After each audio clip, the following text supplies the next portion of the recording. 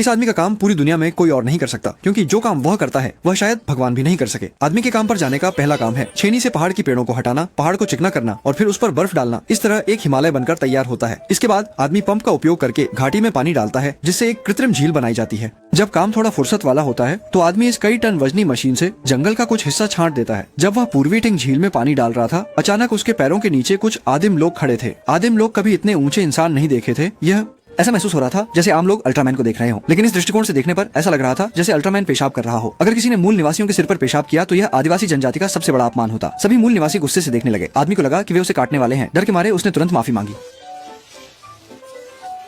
परिणाम ठीक है। इतनी देर तक समझने के बाद पता चला कि उसे भगवान समझा। लग रहा था कि आदमी का काम पहले से ही अजीब है, लेकिन यह नहीं सोचा था कि उसके भाई का काम और भी रोमांचक है। भाई का काम पर्यावरण की रक्षा करना है। उसे चिमनी पर झुककर देखा जैसे वह एक मानव चिमनी की तरह है। एक ही सांस में सारे जहरीले गैसों को अपने फेफड़ों में खींच लिया। ये बकवास की मात्रा शायद व्हेल मछली से भी ज्यादा है। कार्बन उत्सर्जन कम करने के बाद भाई सहारा रेगिस्तान में जाता है, जहाँ वह सौर ऊर्जा से सौर तूफानों को अवशोषित करता है। इस तरह से अल्ट्रावायलेट विकिरण को प्रभावी ढंग से कम किया जा सकता है। तभी समुद्र में अचानक 12वीं श्रेणी का तूफान आने लगता है। भाई तुरंत अपनी सवारी खोलता है, जिसका 100 किलोमीटर का तेल खपत केवल एक डॉल्फिन होती है। वहाँ पहुंचता है। हवा के केंद्र में फिर विशेष बनाया हुआ पंखा निकालकर तूफान की आंख की जगह से तुरंत उसे चूस लेता है। जब अंतर्राष्ट्रीय सुरक्षा केंद्र के कंप्यूटर में वायरस आ जाता है, भाई तब भी डिजिटल दुनिया में प्रवेश कर सकता है और अपनी 2.5 साल की प्रैक्टिस की हुई हाथ की गति का प्रयोग करके पदार्थ। इस दुनिया में अगर आपके पास थोड़ी सी भी सुपर पावर नहीं है तो शायद आपको काम भी नहीं मिल पाएगा।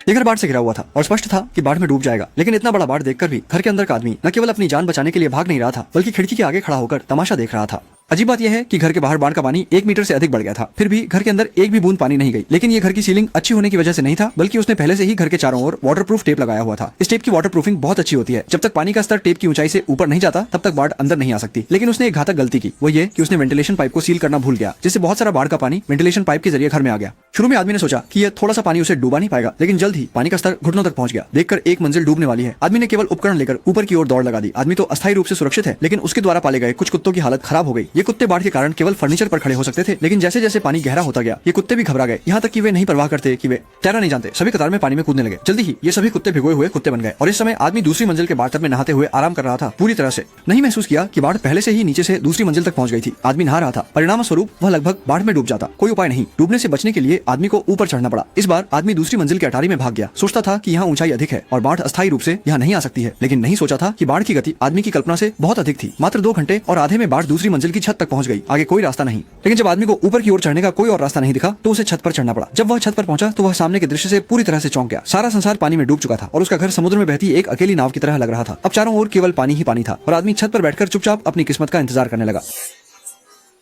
जैसे ही ऐसा आदमी जिसे मगरमच्छ भी नहीं मार सकते, क्योंकि उस आदमी को शाप मिला है। वह सिर्फ कुछ कदम चलने पर जीवन के खतरों का सामना करेगा, लेकिन चाहे आदमी कितनी भी चोटें खाए वह मरता नहीं। शुरुआत में आदमी दलदल से बाहर निकला और जैसे ही कुछ कदम चला उसे एक जहरीले मूव वाइपर ने काट लिया। आमतौर पर मूव वाइपर के काटने के बाद 5 कदम चलने के, लेकिन अच्छी खबर यह है कि आदमी केवल 4 कदम ही चला था जब उसे ट्रक ने उड़ा दिया। अच्छी बात यह है कि आदमी काफी मजबूत था। बस एक छोटी सी टहनी उसके दिल के पार हो गई। इस छोटी सी चोट से उसका रास्ता जारी रखने में कोई बाधा नहीं आई। लेकिन जैसे ही कुछ कदम चले, कुछ दिन से भूखे मगरमच्छ ने अचानक से छलांग लगाई और आदमी की पिंडली पर काट लिया। नहीं नहीं, ये तो बहुत बदकिस्मती है। आदमी पुरुष बहुत ही लाचार था, लिहाजा वह मगरमच्छ को घसीटते हुए पानी में ले गया, ये सोचकर कि मगरमच्छ को डुबा देगा। लेकिन उसने सोचा नहीं था कि पानी में बहुत सारे पिराना हैं। जब आदमी पानी से बाहर आया तो वह आधा ही बचा था। कहना पड़ेगा इस आदमी की जान वाकई में बहुत मजबूत है। निचला हिस्सा नहीं रहा, फिर भी वह बिल्कुल ठीक ठाक रहा। ऐसा लगा कि आदमी की जीवन शक्ति पहले ही काफी मजबूत है, लेकिन सोचा नहीं था कि उसके भाई की जीवन शक्ति और भी असाधारण है। भाई माउंट एवरेस्ट पर पूरी 2 साल और 6 महीने से जमा हुआ था, जब तक कि इस दिन एक पर्वतारोहण करने वाली महिला ने खोजा। उसने उसे देखा। महिला ने देखा कि आदमी अभी तक मरा नहीं है, इसलिए जल्दी से फावड़े से आदमी को बाहर निकाला। लेकिन आदमी इतने लंबे समय तक जमा हुआ था कि उसका पूरा शरीर बर्फ की मूर्ति बन चुका था और इस पहाड़ पर उसे पिघलाना असंभव था। महिला के पास कोई चारा नहीं था, उसे उसकी देखभाल करनी पड़ी। नतीजा यह हुआ कि दोनों का मजा बढ़ता गया और उन्होंने माउंट एवरेस्ट पर ही रोमांस करना शुरू कर दिया। यह देखकर भगवान भी नाराज हो गए और तुरंत मौसम बदल दिया। महिला को हिमस्खलन का डर लगा, इसलिए उसने दिल पर पत्थर रखकर उस आदमी को छोड़ घर वापस आ गई। परंतु उसने कभी नहीं सोचा था कि वह व्यक्ति गुब्बारों को पकड़कर पहाड़ से नीचे उतर आएगा। नहीं, तुम्हारे पापा ने गर्म हवा के गुब्बारे को पकड़ा होगा ना। हालांकि आदमी 2 साल 6 महीने तक पहाड़ पर रहा, पर उसे अब एक गर्लफ्रेंड भी मिल गई। ये घाटे का सौदा नहीं था।